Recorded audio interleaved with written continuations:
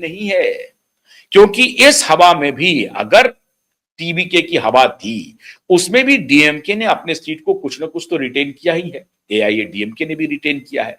तो जो सीटें एआईएडीएमके और डीएमके ने रिटेन किया है, क्या अभी तुरंत अगर इलेक्शन हो जाता है तो क्या वो सीटें 8-10 सीटें हार जाएंगी? आइदर एआईएडीएमके लूज करेगी या डीएमके लूज करेगी, तभी तो टीबीके को ये सीटें आएंगी। या फिर ये सीपीआई सीपीएम लूज कर जाएगी या सीबीके लूज कर जाएगी। सीबीके बहुत ही वल्नरेबल पोजीशन में है। सीबीके की बहुत बड़ी आलोचना भी हो रही है। उनके नेता जो अभी कैमरे पर आकर के कह रहे थे कि हम टीबीके को समर्थन देंगे और 4 बजे देंगे, वो बार बार समर्थन का पत्र देते हैं, वापस ले लेते हैं, देते हैं, वापस ले लेते हैं, बार बार। तो सीबीके की बड़ी थूथू हो रही है, लेकिन वहां की जो अपॉर्चुनिस्ट पॉलिटिकल पार्टियां हैं, उनको थूथू से कोई लेना देना नहीं है।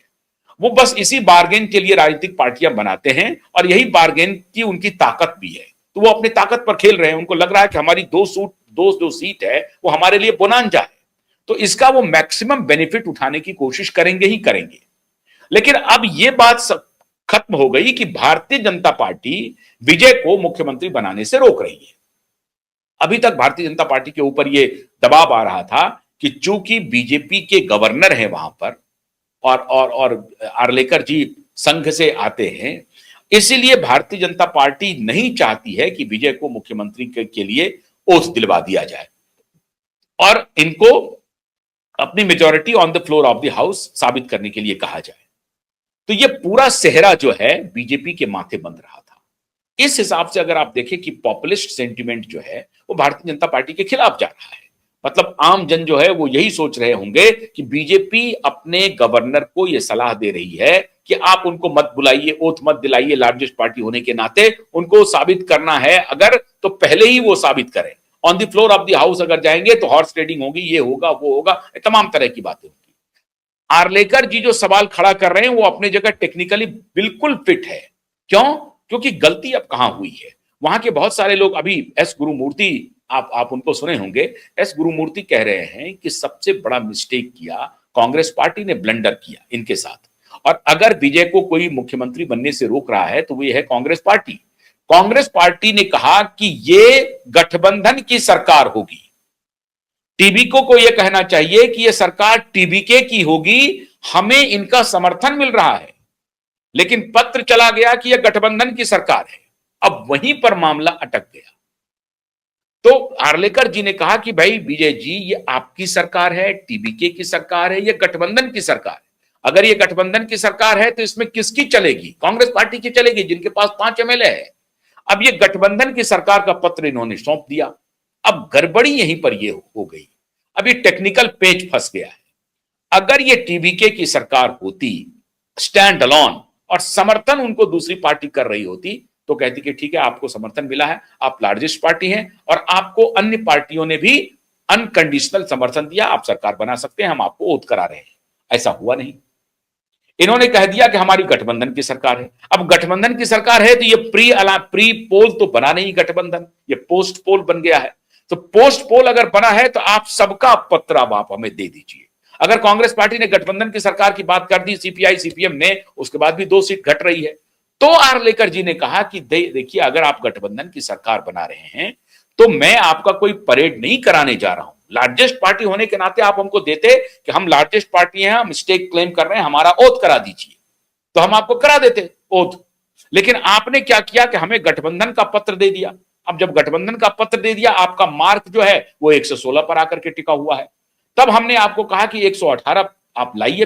फिर आप पत्र लेने के लिए गए हैं, घूमने के लिए। और इधर इन्होंने क्या किया, ये जो इकोसिस्टम है उन्होंने शुरू कर दिया कि देखिए, भारतीय जनता पार्टी डेमोक्रेसी की हत्या कर रही है। अपने गवर्नर को कह रही है कि लार्जेस्ट पार्टी को ओथ के लिए मत बुलाओ, उसे धकेल रही है, उसे ओथ नहीं करवा रही है। करवाया खेल इन्होंने, इकोसिस्टम वालों ने करवाया खेल। खेल किसने करवाया? कांग्रेस ने। कांग्रेस ने कहा कि गठबंधन की सरकार बन रही है, वहां पर यह पत्र दे दिया और उस पर उन्होंने कहा कि 116 ही है गठबंधन में, तो फिर 118 तो करना पड़ेगा। तो कहा नहीं, अगर ये लार्जेस्ट पार्टी का देते कि हम ये क्लेम करने जा रहे हैं और हमारी बात हुई है, हम बीइंग ए लार्जेस्ट पार्टी हैं, हमारी सरकार बनने जा रही है, आप हमें ओथ के लिए बुलाइए, तो हो जाता। अब यही पेच फंस गया है कि पत्र किसने दिया, किसकी सलाह पर दिया और पत्र की भाषा क्या थी, पत्र था क्या असल में। ये कहा जा रहा है कि पत्र जो है वो गठबंधन सरकार का मिला आर्लेकर जी को, और इसलिए आर्लेकर जी ने यह सवाल खड़ा कर दिया कि भैया आप हमें अब पूरा मेजॉरिटी का पत्र दीजिए, किस किस पार्टी का आपको मेजॉरिटी है वो दीजिए। तो पहले सीबीके लेकर के चले गए, सीबीके ने कहा कि ठीक है हम आपको पत्र देते हैं, हम पत्र लेकर के चले गए। फिर पता चला मीडिया में आकर के सीबीके वालों ने वापस कर लिया, कहा कि नहीं नहीं नहीं, मैंने अपना समर्थन नहीं दिया। इसी प्रकार से इंडियन यूनियन मुस्लिम लीग ने भी पहले कहा कि हम समर्थन देते हैं मीडिया में, और उसके बाद फिर कुछ देर के बाद कहा कि नहीं नहीं हमने कोई समर्थन नहीं दिया है। इंडियन मुस्लिम लीग ने भी कह दिया, यूनियन मुस्लिम लीग ने भी कह दिया कि हमने कोई समर्थन नहीं दिया विजय को। फिर वापस हो गया। अब इसमें गवर्नर क्या करे आप ही बताइए। एक तरफ एक पत्र लेकर के जाता है, फिर वापस आके कहता है कि हमने समर्थन नहीं किया। फिर आप आर्लेकर जी को दोषी कैसे ठहरा सकते हैं? फिर आप भारतीय जनता पार्टी के खिलाफ मोर्चा क्यों खोल रहे हैं?